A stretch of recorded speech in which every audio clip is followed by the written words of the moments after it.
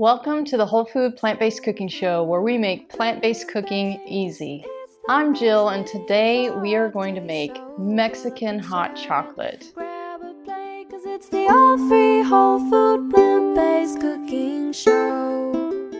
The nights here are starting to get kind of chilly, and it just makes me want to sit down with a hot cup of chocolate, hot chocolate, and read a good book. I just got this book and I'm almost finished with it. This is a great book. I watched a video podcast with Rick Roll and this guy, Darian, I think it's Olian. I'm not sure how to pronounce his last name, but it's called Super Life. He goes around the world looking for superfoods and teaches people how to incorporate them into your diet.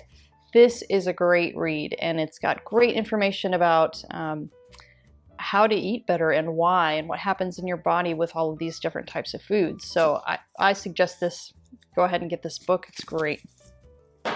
So Mexican hot chocolate.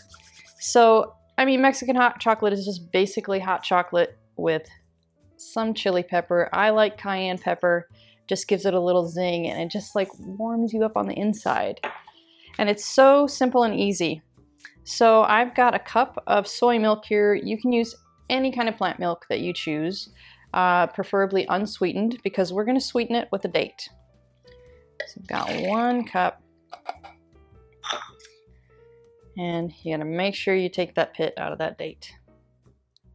Plop it in there, and a tablespoon, nice heaping tablespoon of chocolate powder, and we are just going to blend that up. Whoops, I'm sorry, I forgot the vanilla.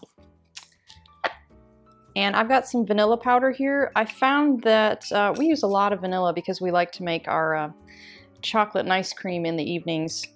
But those little bottles are really expensive and they usually have alcohol in them. Some of them don't, or they have glycerin or something like that in them.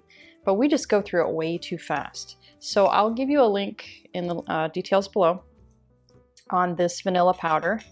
It's a little bit expensive, but it's a whole bag full, and you have to use just a half a teaspoon is equal to a teaspoon of the liquid. So for us, it goes a lot longer, a lot farther. Okay, so we're just gonna blend this up until you can't see any more date chunks. Okay, and then we're just going to heat this up. Oops. Now we're just going to heat it up in our pan.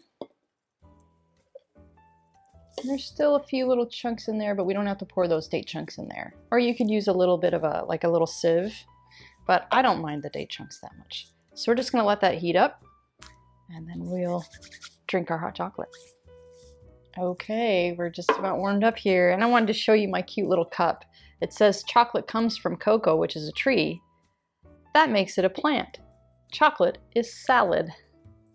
I know it's not salad, but it just makes me happy.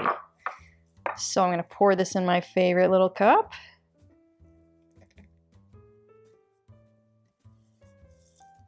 And I'm going to sprinkle some cayenne on the top.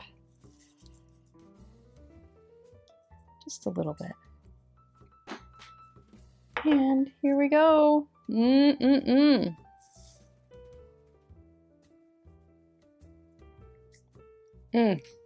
So warm and delicious. I just love it.